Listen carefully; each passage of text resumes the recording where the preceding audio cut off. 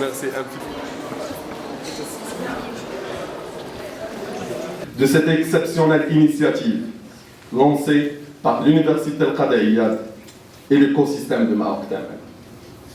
Maroc Tamal, une noble initiative formée par des entreprises, universités, partenaires institutionnels, société civile et étudiants.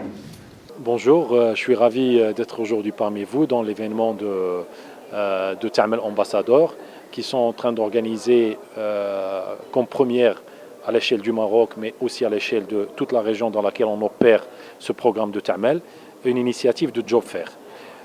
En fait, Tamal, c'est une longue histoire que Microsoft a lancée depuis 2012 dans 18 pays sur la région MENA, Middle East, North Africa, et le programme a atterri au Maroc en septembre 2015.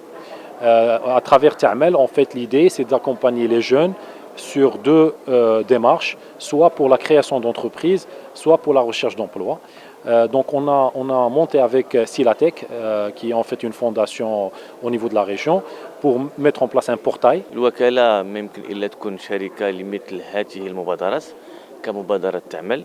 الهدف منها هو تحسين قابلية التشغيل بالنسبة للشباب خاصة حاملي الشواهد.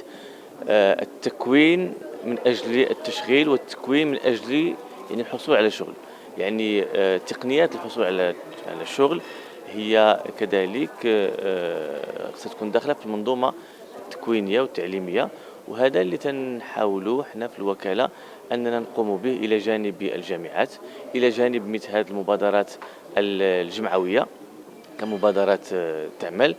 في الحق انا جيت مسرور ولي الشرف باش نكون بين هاد الشبان والشابات اللي تبارك الله عليهم ناشطين بواحد الصوره زعما ما يمكنش توصف، لانه تيتقربوا ليا بزاف الجمعيات والمجموعات ديال الشباب ما تيكونش عندهم هذاك الحماس بحال اللي شفت في هاد المجموعه ديال هاد الجمعيه ديال تعمل. هو باش نهضروا على هذه قضيه العراب، وتنشكرك على هذه الكلمه اللي تعلمت اليوم، واخا الواحد يقولها بكل وضوح زعما وبكل شفافيه. الحق انا كان لي الشرف انه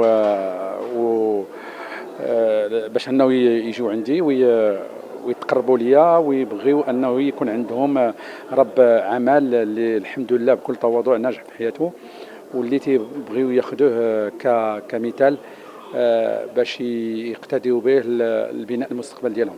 هذه واحد راكم كتشوفوا بان واحد التدهور اللي جايه في واحد السياق اللي هو سياق عام بالنسبه لجامعه القضائيات، اللي اليوم خدينا واحد القرار باش غادي نغيروا تغيير جذري بالنسبه للتكوين في الجامعه، باش تكون واحد الملائمه بين التكوين وبين سوق الشغل. وكيف ما سمعتوا ربما في الاسابيع الفارطه، هو جامعه القضائيات مشات في واحد البرمجه ديال تغيير التكوينات، وبالخصوص يعني نتكلفوا بالمهارات الذاتيه وبالكفاءات الافقيه. كيف كتعرفوا اليوم بان الجامعه ما بقاش عندها غير دور ديال تلقين العلم، ولا عندها واحد الدور اللي داخل في السياق ديال التقدم وديال التنميه ديال البلدان، وكنتكلموا على الاقتصاد ديال العلم وعلى الاقتصاد ديال لو سافوار، l'économie du savoir.